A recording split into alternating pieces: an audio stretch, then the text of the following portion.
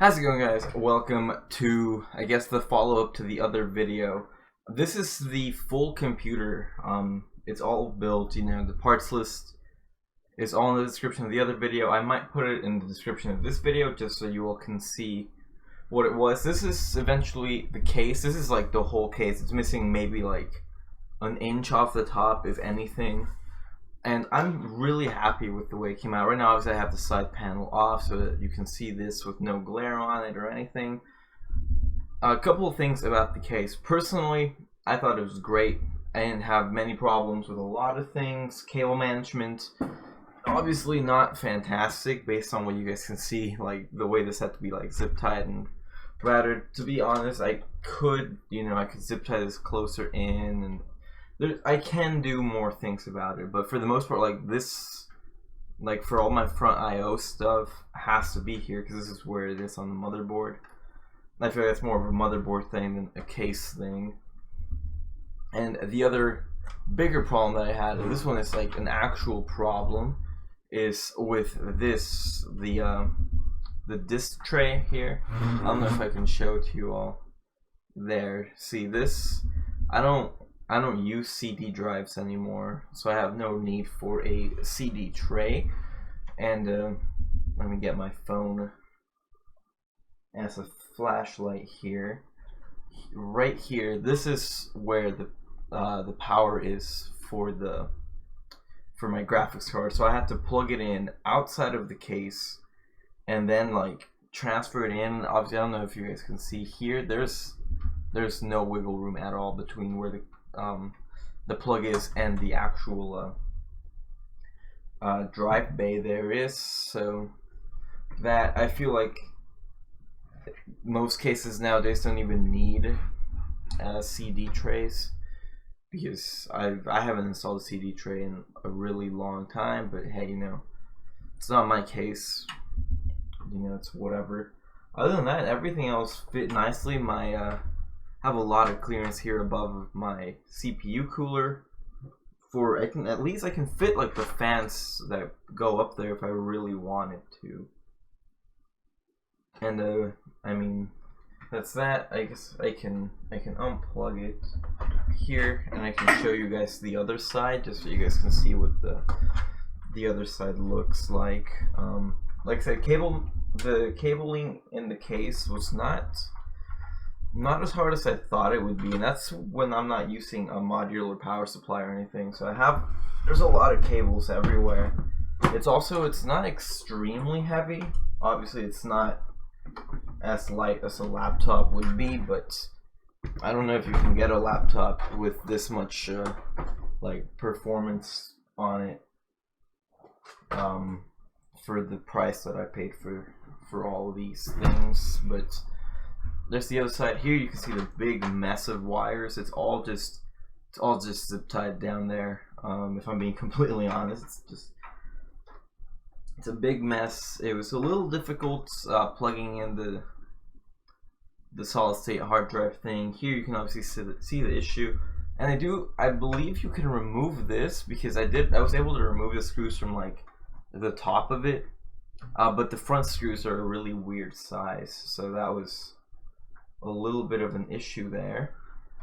And obviously, as we can see on this side, this is where the big mess of wires is. And I think honestly I could just shoved all the wires up into this little part here, because that way they'd be fully tucked away by this, because right here it doesn't cover them there, but it would if they were down there in the front. So that might be something, oh god, that might be something that I would recommend doing. I didn't do it because at the time I was, like I said, I was with one of my friends building this. I didn't really want to spend like hours on end just wiring the thing. It also didn't take very long. It took about an hour 15 minutes to get all of it done. And that was with me teaching my friend how to do everything. So I actually didn't really put anything into the case. I just told him where things went and how to put them where they went. So as you can guess, it's pretty easy to build in the case. And sadly, I will not be able to show you what this side looks like when it's on, or I mean, I might be able to. It won't be easy if I am able to, I think. Or okay, never mind. It'll be a lot easier than I thought. This is what the LEDs ended up looking like. I'm really happy with the overall aesthetic. Look at that. I think it looks really cool. I'm not sure why the speaker's just beeping a whole lot. It wasn't beeping at all before, but that's with all the lights off. So you can see it looks fantastic. My RAM is, however, not turning on. That's there we go. So the RAM just like not fully clicked down, because it looked like when I pressed on it. There you go. Now it's running. So now, as you can see, all these cool LEDs on this side, and then RAM LEDs. I absolutely love them. I'm just gonna quickly power it off here before I spin it around. There it goes. And I do apologize for how dark it is, but I'm just trying to show you guys how the lighting looks. Gaming, like performance-wise, it performs fantastically. All the games that we were trying out worked really well, with like little to no issues at all. And that's what it looks like from this side. That's where the graphics card is. So obviously, the other side is significantly cooler. Fans, obviously, they don't spin. There you go, until it's like actually powered on, and then they're just gonna keep turning on and off until it's actually just able to stay on with the MSI Afterburner stuff, the proper settings that I put in there for what I thought was needed. And my only issue is the solid state hard drive that I got, the Fire CUDA.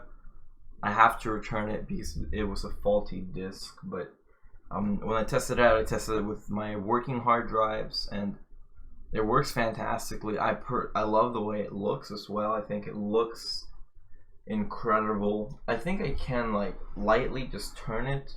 No, I cannot. I cannot lightly just turn it. It's powered off, but like it looks really nice. The plastic is, it's soft touch, like matte finish plastic, so it's not like a huge fingerprint magnet unless your like hands are extremely oily or something like that. But I don't know. I mean, I am extremely happy with the way it came out. And like I said, if you guys want to see like full benchmarks or something for what the RX 470 and the i5 6600K can do, obviously it would just, I would say just to compare it to a 6500, because honestly I think the performance is going to be extremely similar, maybe like a 1 to 2 frames per second difference, if even that. Maybe, okay, maybe a little more, but like nothing definitely too intense. But yeah, that's what it looked like. I said the only thing I didn't like about the case was the CD drive there. Other than that, I thought everything else was just fantastic about it. I think the size is great for you know, the reasons I bought it, which is to be able to carry it around with me to my friends' houses. I think the size is great. The weight is fantastic. It's not really heavy at all. I think it's like 10 to 15 pounds, somewhere around that. LEDs, it lights up great, everything. I don't know. I came out really happy. So this is just a quick follow-up video, you know, for this computer. And I guess that's it. Thank you all for watching, and I'll see you all in the next episode, or next episode. I'll see you all in the next video. Goodbye.